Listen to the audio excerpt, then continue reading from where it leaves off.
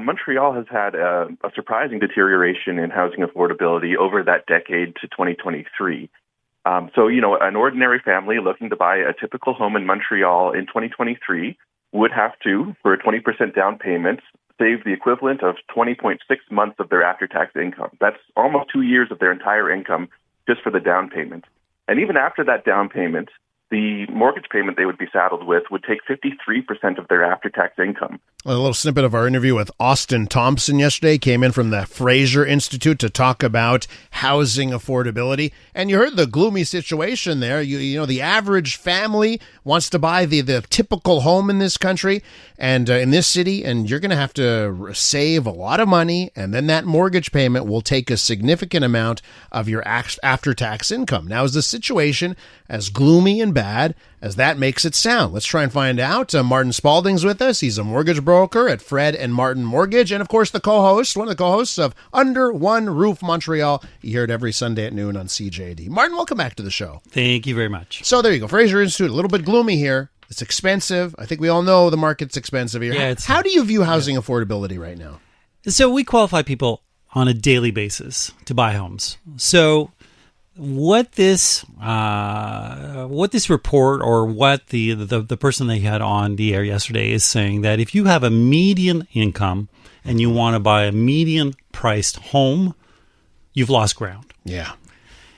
But that doesn't mean that home ownership is unattainable. And so I agree with the report. It's describing the pain. So the affordability gap is real, and it's getting wider, and housing costs are outpacing income.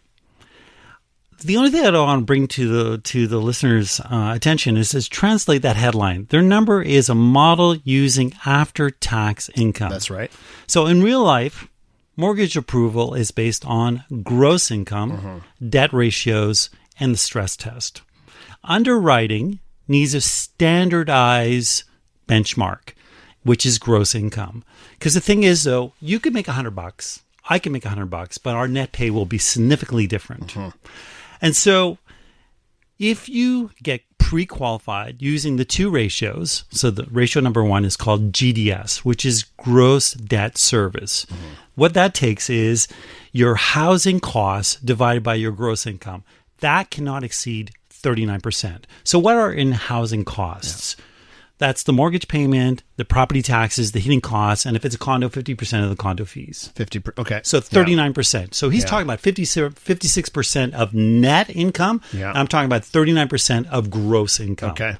Then the next one is TDS, total debt service. So that is your housing costs plus your other debts, so your monthly obligations divided by your gross income. That's if you've got, let's say, credit card bills, line of credits, all that kind of stuff, other properties. So that can't exceed 44%.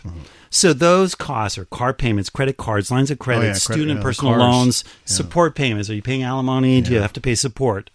Then you got to go through the stress test. And the stress test is your contract rate plus 2% or 5.25%. Okay. So these measures are in place to protect you so you don't get into a situation where you're paying 56% of your net income. So maybe what you need to do is take a step back, and if you want to own a home, it won't be your dream home on day one. Okay, because I want to reference what you mentioned off the top. You said off the top, we're qualifying people every day. Like every day. People are being qualified for mortgages. But are they facing disappointment where they're getting qualified, but they can't buy the house that they wanted to buy? Like, well, this is what we were looking at, and they're getting qualified for a number that's much lower than the type of home they want to buy. Okay, so there are two things there. Well, there are three things there. So there's what you get qualified for by the bank. The bank will qualify you for your maximum, respecting those two ratios. Now, should you get a mortgage for your maximum? We always try to talk people out of it, because what happens is if you're at your max, there's no breathing room. And life happens, right? So last week, all of a sudden my engine light came on in the car. I bring it into the garage, and $1,500 later, I drive my car back out. And that can happen to your furnace. Your kids want to play football. Your daughter wants to go to dance practice. You want to take a vacation. And if you're maxed out, you're going to be house poor and you're going to be miserable. The biggest challenge that we're seeing to qualify people today is not income. Because if you can afford rent, basically you could afford a mortgage payment. The biggest challenge, and there's an article that broke this week, is coming up with the down payment. And that is a bigger challenge than actual income. Well, as our guest yesterday said, 20 months? Said 20 months for that typical home. 20 months of salary for that. Is this article even worse? You want doomsday? Yeah. Okay, so they say in this article, it says an average earner to save 15 to 25% down starting at around the age of 23. In Vancouver, before you can make your down payment, you'll be 46.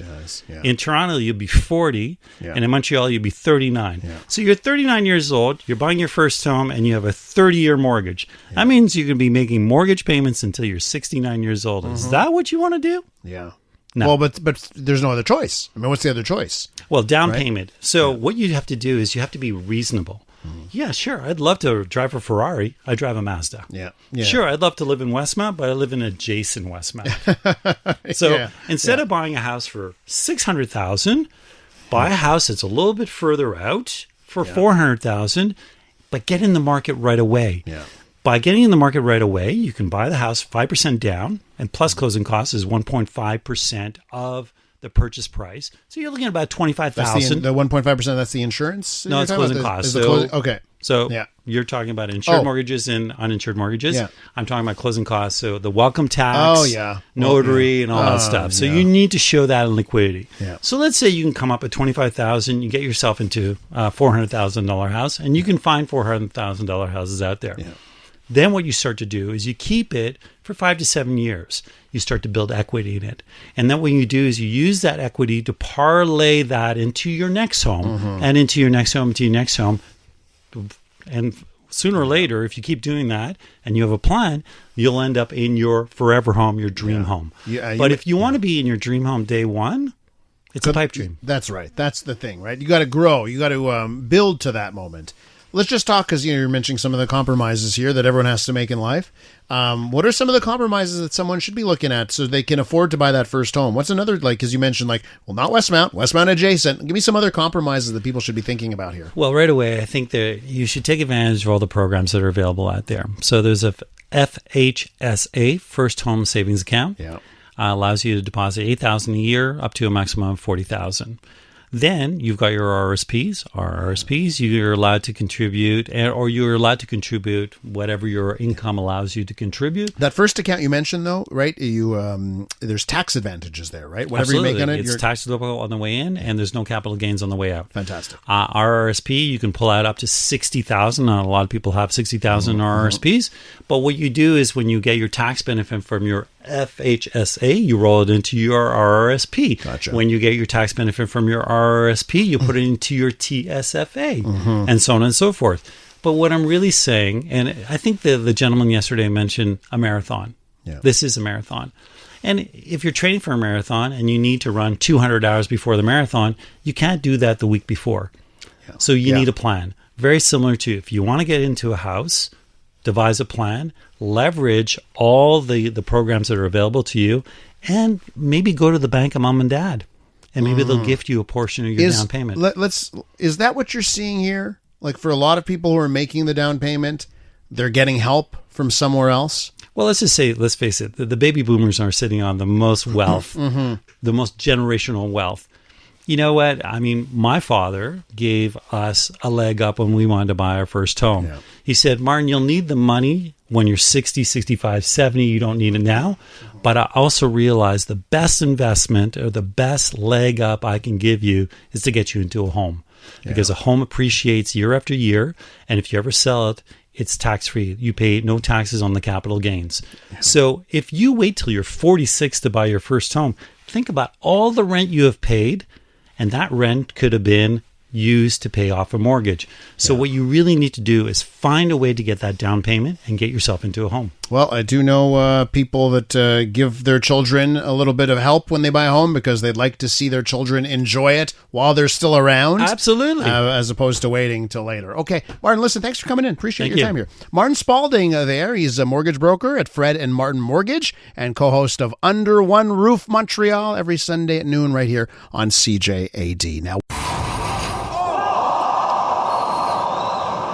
I'm Dylan Playfair. And I'm Tyler Smith. We're putting loneliness in the penalty box by talking to some of our favorite athletes about the importance of friendship. This is Bromance. Bromance is brought to you by Charm Diamond Centers, proudly Canadian-owned and operated. Charm has been part of your love stories and bromances for over 50 years. And you can find Bromance on the iHeartRadio network or wherever you get your podcasts.